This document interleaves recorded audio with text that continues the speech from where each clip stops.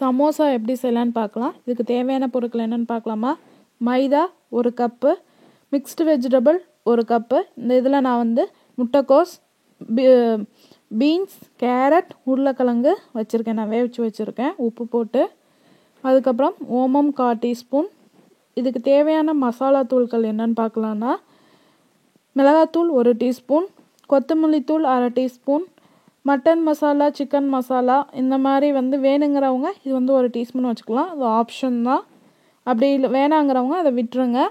மஞ்சத்தூள் 1/4 டீஸ்பூன், சீரகத்தூள் 1/4 டீஸ்பூன், பூண்டு 3 பல் வந்து நல்லா தூளாக நறுக்கி வச்சுருக்கேன். இஞ்சி சின்ன துண்டு வேணும்னா நீங்கள் இஞ்சி போட்டுக்குங்க. அப்படி வேணாங்கிறவங்க விட்டுருங்க.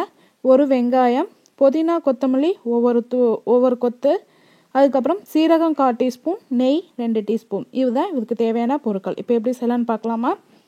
ஒரு பேசினில் ஃபஸ்ட்டு மாவை போட்டு நெய், ஓமம், உப்பு போட்டு கொஞ்சம் கொஞ்சமாக தண்ணி தெளித்து மாவை பிசைஞ்சு வச்சுக்கலாம். இது வந்து ஒரு ஈரத்துணி போட்டு மூடி ஒரு 10 நிமிஷம் ஊற வச்சுக்கலாம்.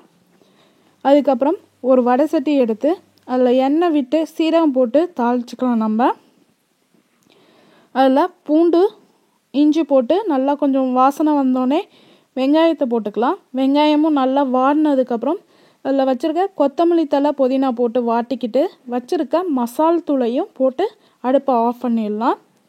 இப்போ அதில் வடை சட்டியிலேருந்து இந்த இதுக்கு நம்ம பவுலுக்கு மாற்றி அந்த காய்களோடு எல்லாருமே நல்லா சேர்க்குற மாதிரி பிசைஞ்சிக்கலாம் நம்ம.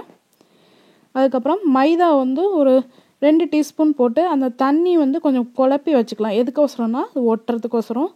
அதுக்கப்புறம் சப்பாத்தி மாதிரி நல்லா தேய்ச்சிட்டு அதை வந்து 2 பாகமாக பிரிச்சுக்கலாம். நம்ம பிரித்து முக்கோண ஷேப்பில் அதை ஒட்டிக்கிட்டு இந்த மாதிரி பாருங்கள். இப்போ வந்து நான் அந்த கையில் வச்சு ஃபுல்லாக இது பண்ணதுக்கப்புறம் ஃபில்லிங் பண்ணுறேன். அதுக்கப்புறம் அதை வந்து சுற்றியும் மாவு வச்சு நல்லா ஒட்டிக்கலாம். நம்ம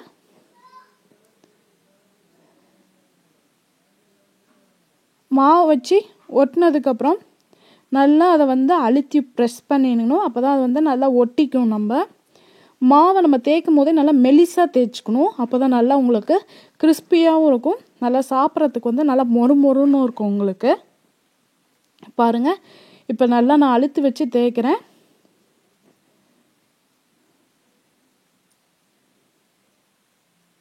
இப்போ வந்து சமோசா ரெடி ஆயிடுச்சு.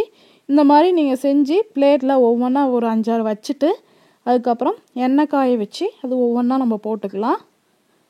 இங்கே பாருங்கள், இப்போ நான் செஞ்சு வச்சுருக்கேன்.